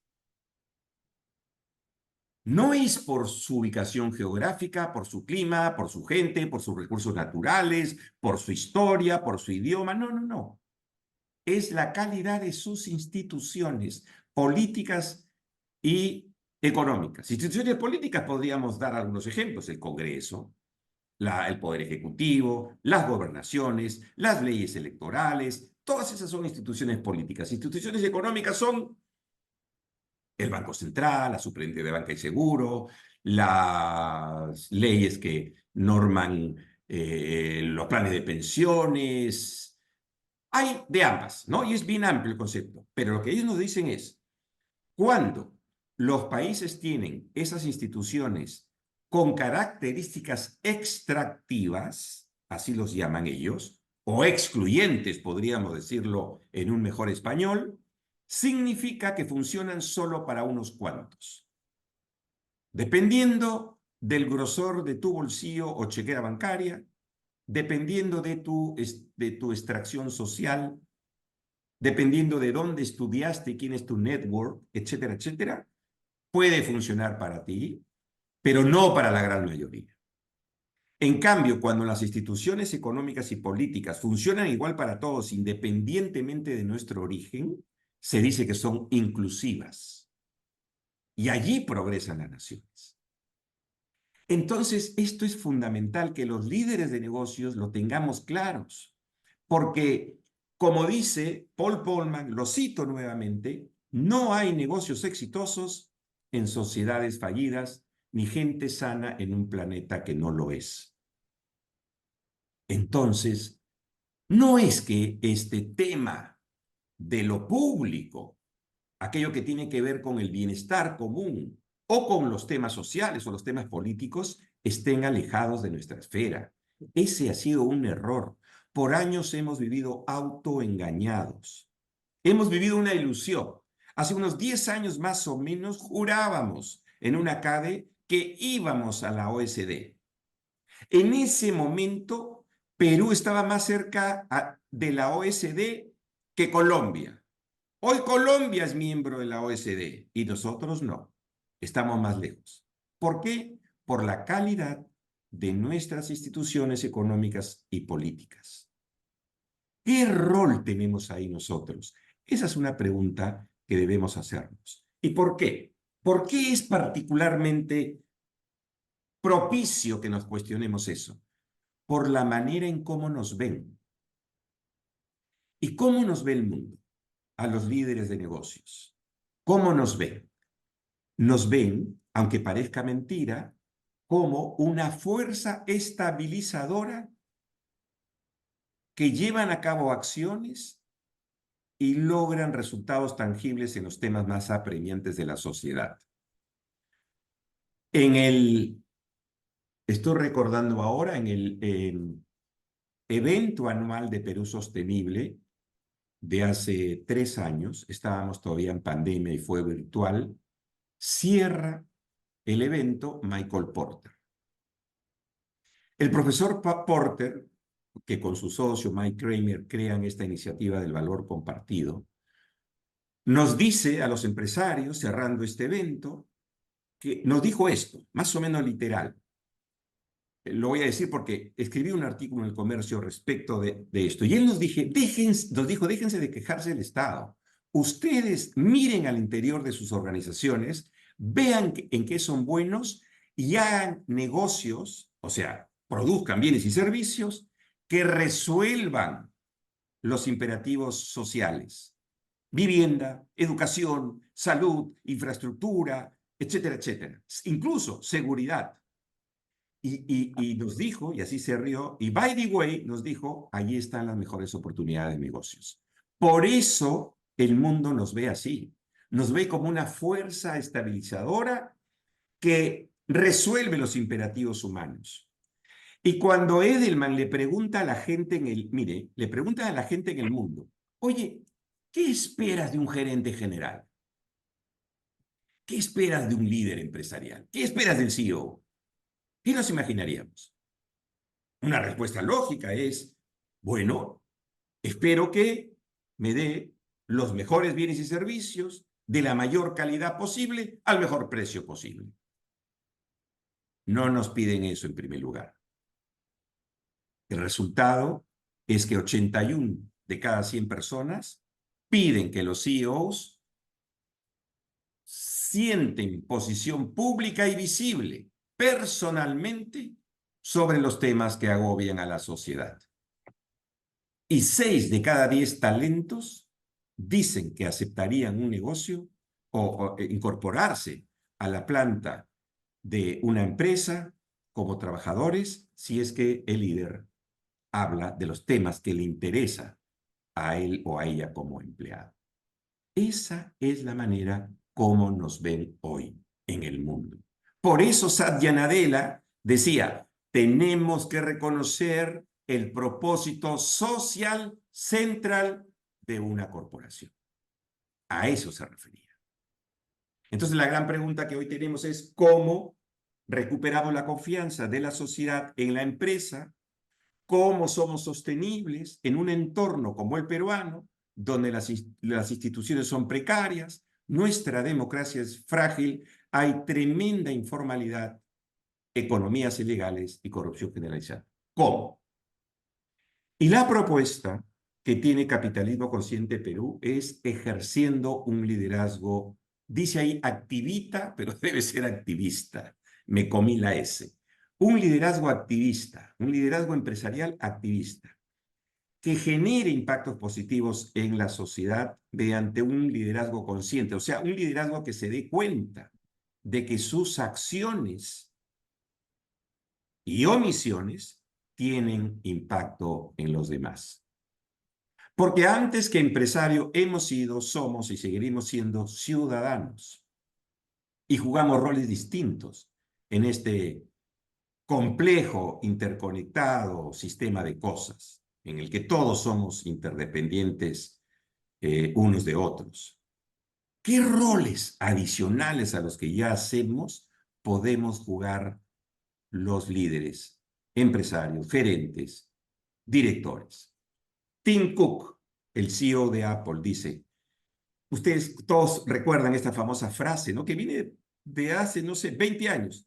Somos o queremos ser una fuerza, un agente de cambio. ¿Queremos ser agentes de cambio? Entonces hablemos de asuntos sociales.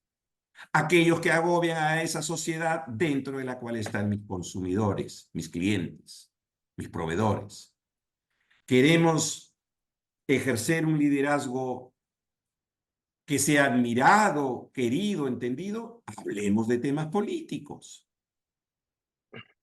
Reforma política, por ejemplo. ¿Funcionan los gobiernos regionales en el Perú? No funcionan. ¿Cuál es la propuesta nuestra? ¿Funciona la Policía Nacional? No funciona. Hay mucha corrupción. Tampoco el sistema de administración de justicia. ¿Cuál es nuestra propuesta? ¿Qué tenemos que decir? Porque nosotros podemos acceder a una justicia, una buena firma de abogados y, haciendo la cosa legalmente, probablemente obtengamos justicia, pero no el que menos tiene. Hay que ser activistas. Esa es la propuesta de Capitalismo Consciente, hablando de liderazgo. RepTrack, seguramente alguno de ustedes conoce esta firma, es una firma que mide la reputación, sus clientes la contratan para eso y RepTrack nos advierte y nos dice, manténganse despiertos porque el mundo entero los está viendo. Esperan que hagan algo. Por eso, líderes como Hikmet Ersek de Western Union dice que nosotros como CEOs tenemos que ser la voz de aquellos que no tienen voz. O Carlos Brito, el CEO de la cervecera AB InBev, que dice que existimos porque tenemos una licencia social. La sociedad nos permite que existamos. Y si nos ve como parte del problema y no de la solución, podemos caer en la irrelevancia o incluso desaparecer. El gurú del branding, ¿no? de la imagen, Philip Kotler, nos dice que no tenemos opción. Que no tenemos opción, que tenemos que tomar posición para crear un mundo mejor. Y no está hablando de bienes y servicios, ni siquiera está hablando de que las empresas tenemos que salir, está hablando de nosotros los líderes. Porque nuestras marcas son poderosas y él dice, tenemos que mojarnos. Y esto tiene sentido, ¿por qué? Porque la empresa, más que una unidad económica, es una unidad social. Esto es un statement que lo he tomado del profesor Schwab. En su libro, el profesor Schwab nos dice, ¿unidad económica? ¿Somos una unidad económica o somos una unidad social? A ver, ¿para qué existes? Para satisfacer necesidades. Seas una empresa de transporte, de turismo, de educación, farmacéutica, extractiva, pesquera, existes porque resuelves necesidades humanas, sociales. Satisfaces eso. ¿Cómo que económica? Económica es la manera en que mides tus resultados, pero eres social por los cuatro costados. Dos, los líderes, antes que ser líderes de negocios o empresarios, somos ciudadanos. Y el ser ciudadanos implica ejercer ciudadanía. No solo implica gozar de los derechos que la Constitución y las leyes nos confieren. Hay también la necesidad, si no legal, por lo menos moral o ética, de influir para que nuestras comunidades sean mejores. Y sobre todo, porque los empresarios, los ejecutivos, los líderes de negocios, tenemos no solo poder económico, tenemos un poder de influencia, tenemos poder de análisis, sabemos resolver problemas. No tendremos una experiencia en gestión pública, no todos, algunos, muy pocos, pero sí podemos, directa o indirectamente, ayudar a nuestro país a mejorar, porque primero es lo primero y son las personas. Y no olvidemos que el sentido de realidad señala que empresa, sociedad, planeta, y yo le agregaría política, son radicalmente interdependientes. Así que voy a parar aquí para conversar sobre qué piensan ustedes de este tipo de liderazgo. Lo deben haber escuchado, sobre todo cuando estaba el presidente Castillo y salían algunos líderes a hablar, y algunos pasaban este dicho de dos líderes mundiales, ambos fallecidos del siglo pasado, Mahatma Gandhi y Martin Luther King Jr., que más o menos decían lo mismo: no me preocupa la maldad de los malos, me preocupa la indiferencia de los buenos. El silencio de los buenos. Y este tema que estamos cubriendo en este momento, que es difícil, que no es un tema fácil, sobre todo si ha sido casi una costumbre nuestra permanecer al margen, si debiera ser parte del liderazgo empresarial.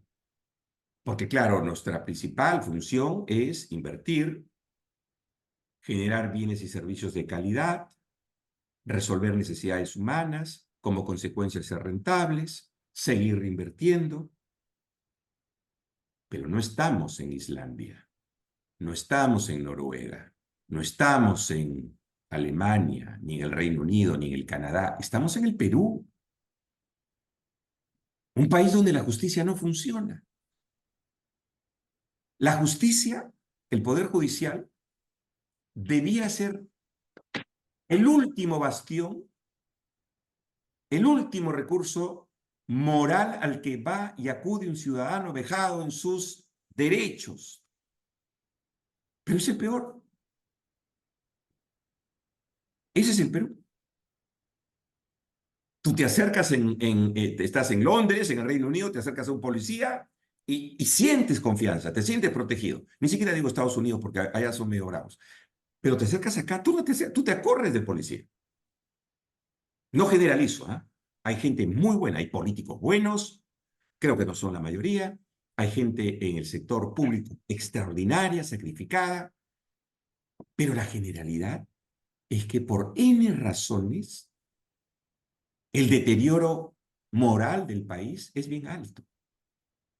En la época de Fujimori y Montesinos, cuando Montesinos prevalecía, por ejemplo, la corrupción era vertical, centralizada.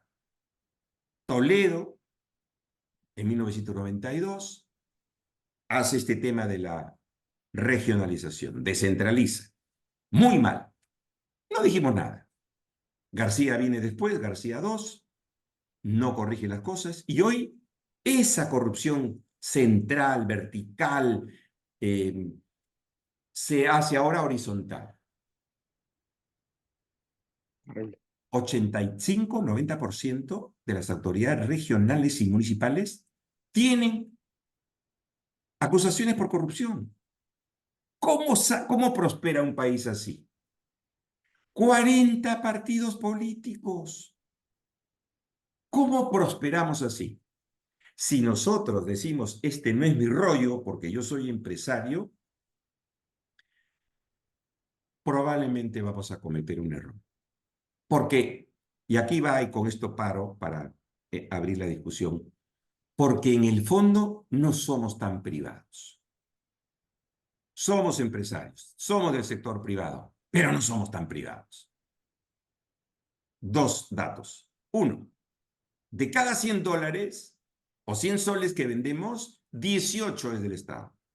Por cada 100 soles de bienes o servicios, 18 el Estado, porque ese es el IGB. No somos tan privados. Hay un importante factor público. Y en la última línea, de cada 100 soles que tenemos, 30 es del Estado. No somos tan privados. En consecuencia, esta segunda parte, en un viaje hacia un liderazgo consciente, necesariamente tiene que incluir un tema como este, que lo vamos a ver en la sesión 10. Entonces, no es que lo vamos a hacer tan clarito, pero no está de más un pequeño adelanto para abrir una conversación alrededor de este tema. Paro aquí.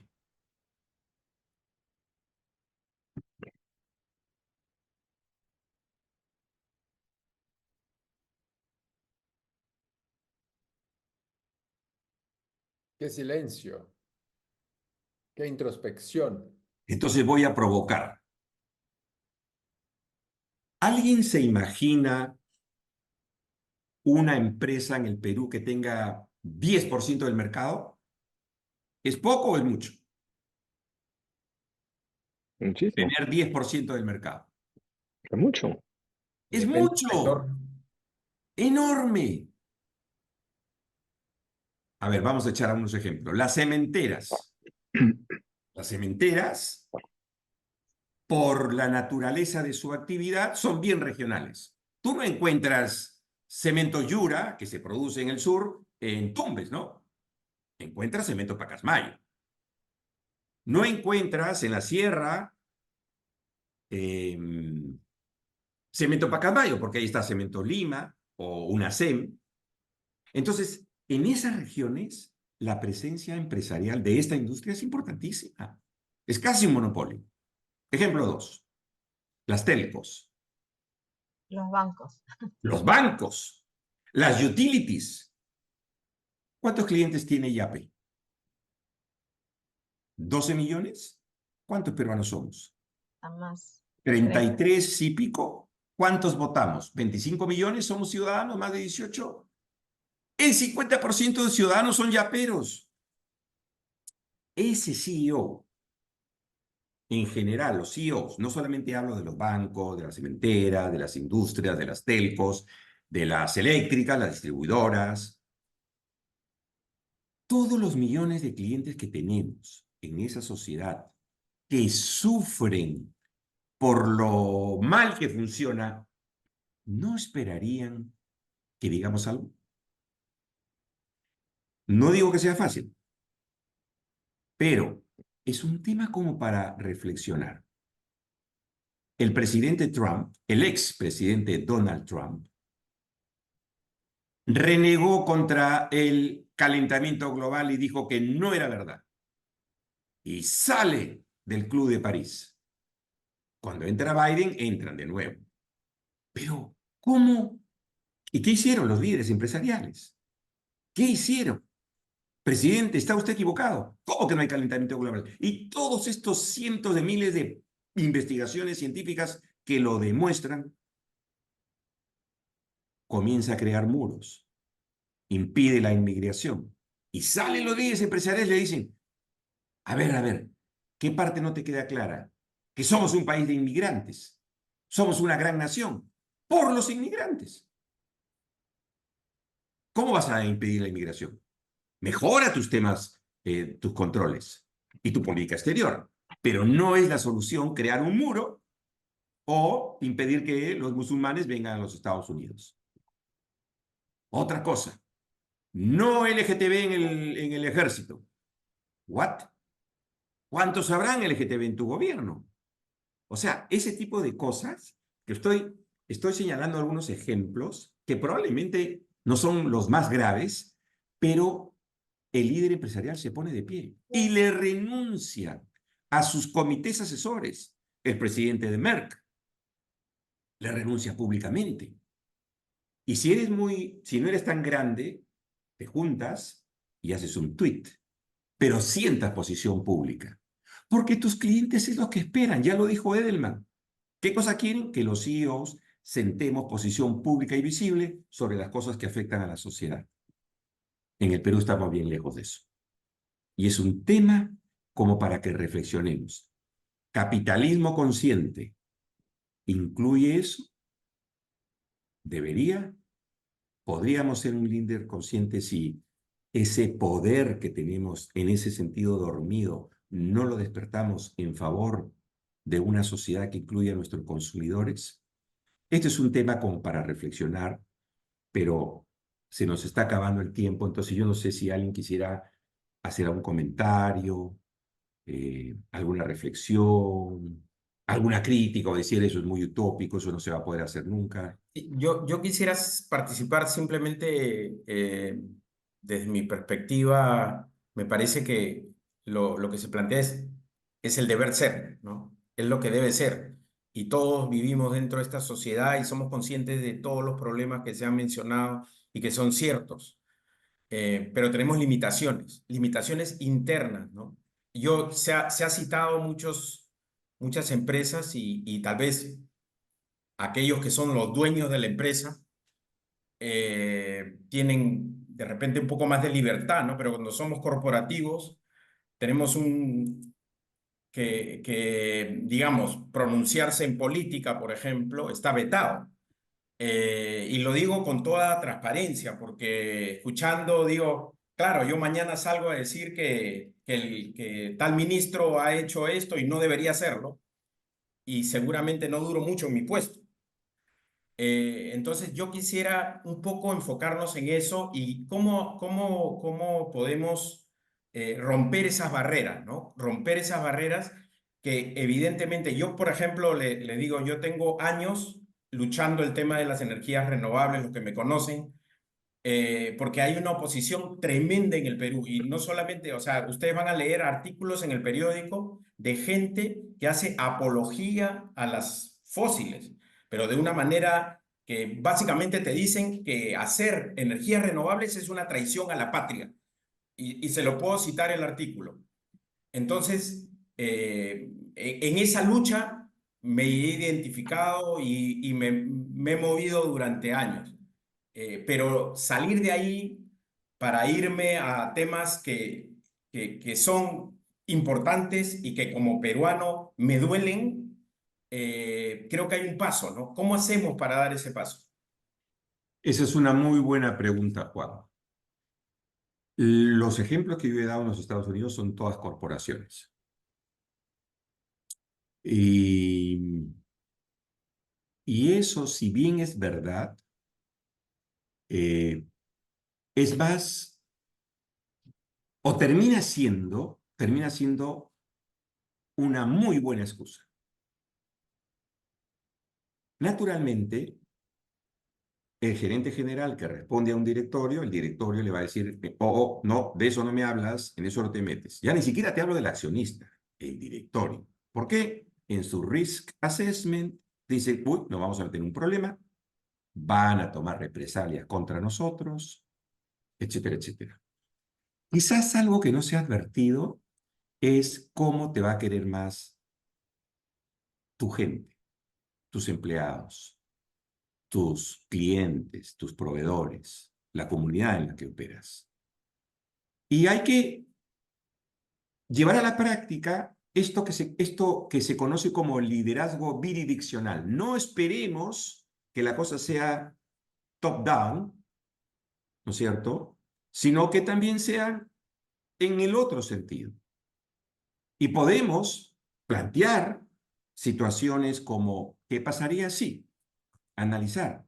Y en el mundo no hay nada para inventar. Se puede ver cómo lo han hecho otras organizaciones, pero aún ni siquiera tienes que hacerlo en forma directa. Hay una palabrita que nos encanta en el mundo de los negocios. Outsourcing. Terceriza. Apoya a organizaciones que van a ser tu voz. Tú tienes voz, pero dices, no, mucho riesgo. Entonces,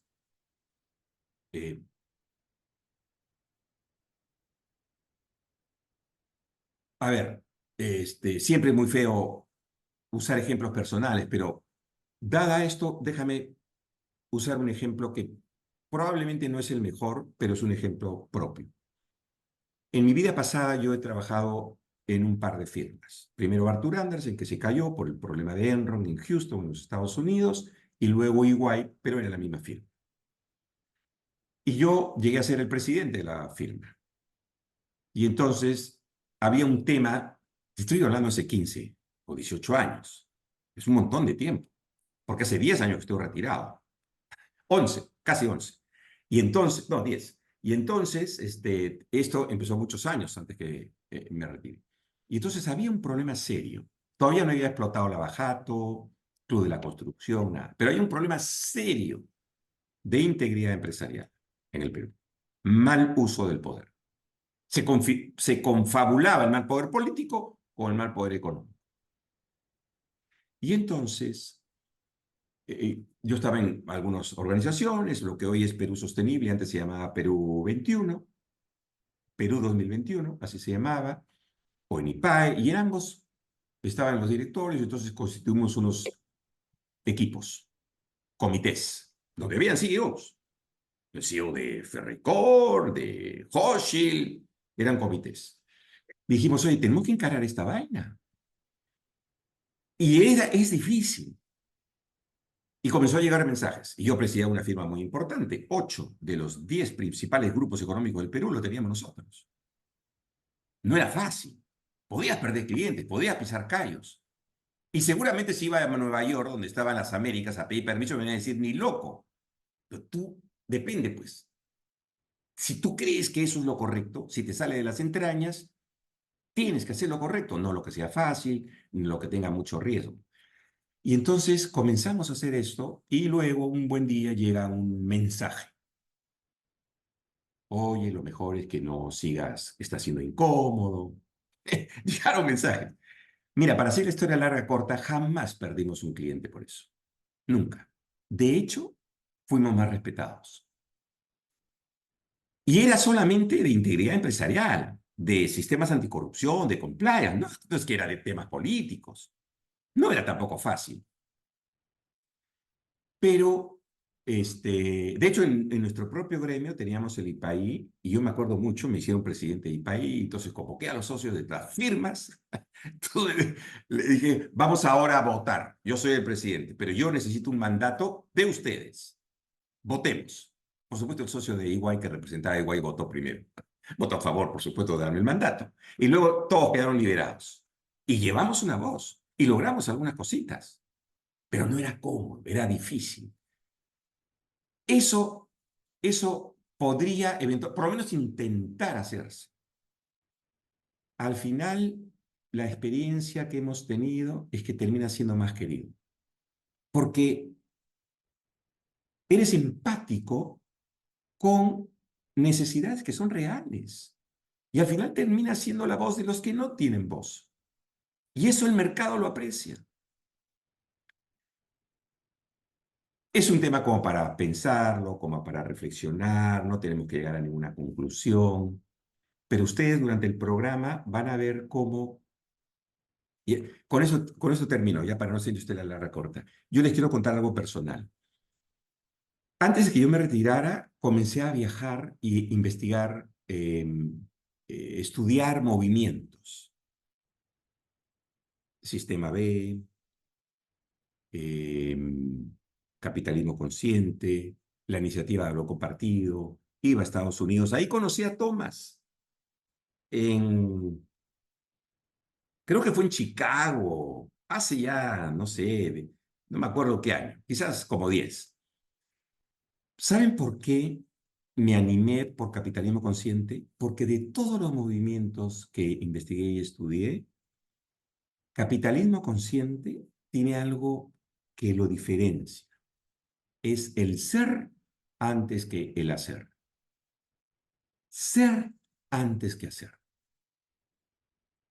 Le da mucha importancia al liderazgo. Le da mucha importancia a que somos parte de un sistema interconectado. A diferencia de valor compartido, por quienes tengo el mayor de los respetos, valor compartido más o menos te dice, genera valor y compártelo. Nosotros decimos, genera valor y ahí quedas. El resultado va a ser que es rentable. Pero no es que si no soy rentable, entonces no comparto nada, no. Es ser antes que hacer. Y ese espíritu que tiene capitalismo consciente es maravilloso, porque es súper inspirador.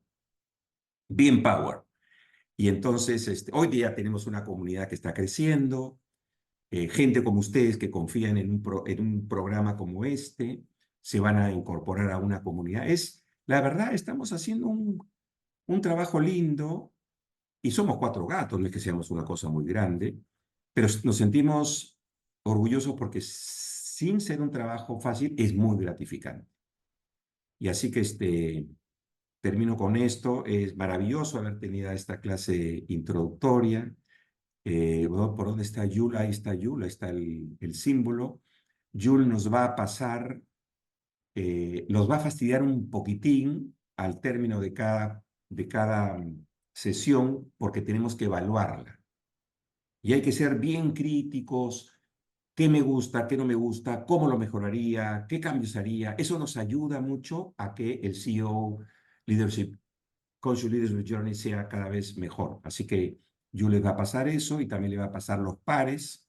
Y como la próxima semana tenemos a Thomas, ahora le dejo la palabra a Thomas para el homework. Hay homework. No muy demandante, pero hay homework. Creo, no sé. Thomas. Bueno, buenas noches. Vamos a tener 3 documentos pequeños para leer, dando la secuencia de lo que compartió Jorge. Y luego la próxima clase va a ser propósito.